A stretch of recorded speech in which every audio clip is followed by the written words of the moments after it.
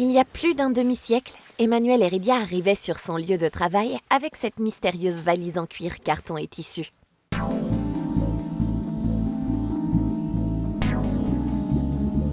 À l'intérieur, un objet précieux, une chambre photographique de studio avec son objectif.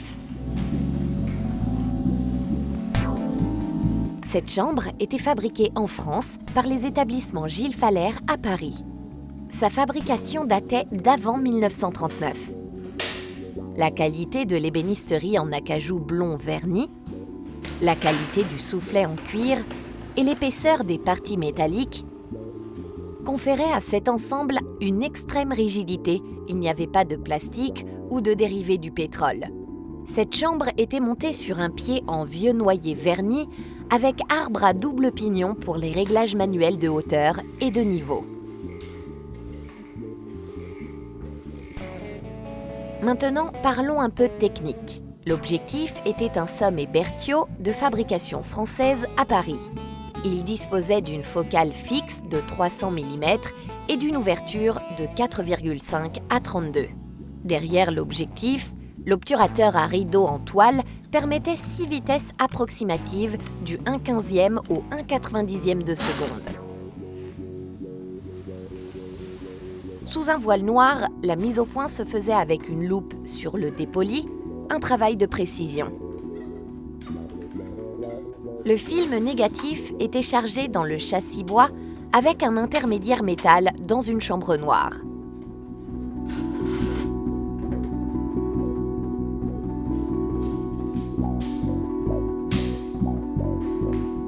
Le châssis avec le film venait remplacer le dépoli avant la prise de vue. Le doigté et l'expérience du photographe étaient primordiales dans la réussite des photos. Elle était encore utilisée en 1962, première année d'apprentissage d'Emmanuel Heredia. Pour réaliser un portrait en studio, nous devions passer par différentes étapes. Dans un studio des années 60, nous avions 3 éclairages principaux pour réaliser un portrait en studio. Une gamelle, donc une qui servait d'ambiance, un spot en contre-jour qui servait à éclairer les cheveux et un projecteur principal. Ces 2 projecteurs sont équipés de lentilles Fresnel. Quand nous avions besoin de vérifier si nous étions à la bonne distance correspondant au diaphragme 16, eh bien nous utilisions une ficelle pour prendre la mesure. Si nous étions à 16 de diaphragme ici, à la hauteur du nez, eh bien, nous avions le diaphragme 22 pour éclairer les cheveux. Vous allez, s'il vous plaît, croiser vos jambes. Voilà, vous allez vous tourner un petit peu par là, le visage un peu par ici. On va éclairer ces beaux cheveux. Bougez pas. Voilà. Alors, vous tournez le visage un tout petit peu par là, baissez un tout petit peu la tête, regardez le niveau de l'appareil et ne bougez plus.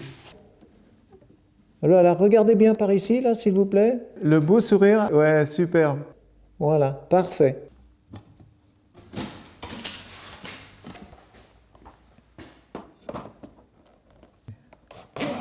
Vous allez regarder ma main, là. Voilà. Avec un beau sourire. Là, génial. Voilà. Merci beaucoup.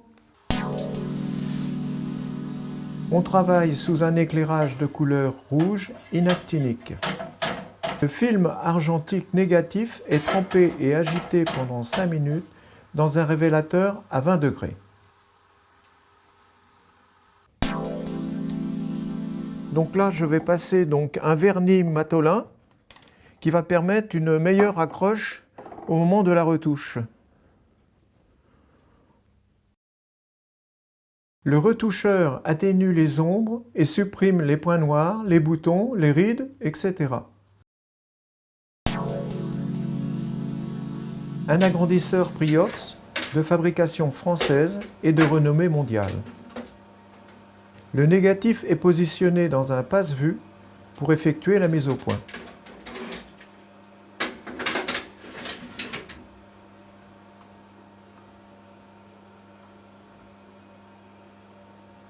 Le papier photo argentique est placé dans un margeur pour le cadrage de l'image.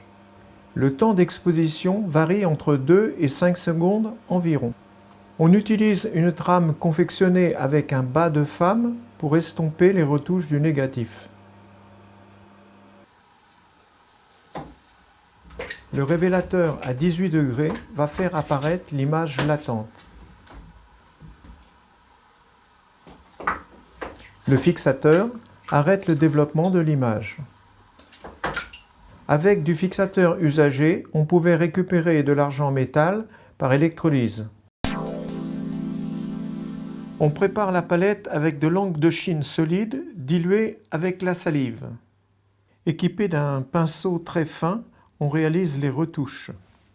Pour le grattage, on se sert d'un porte-plume équipé d'un vaccinostyle.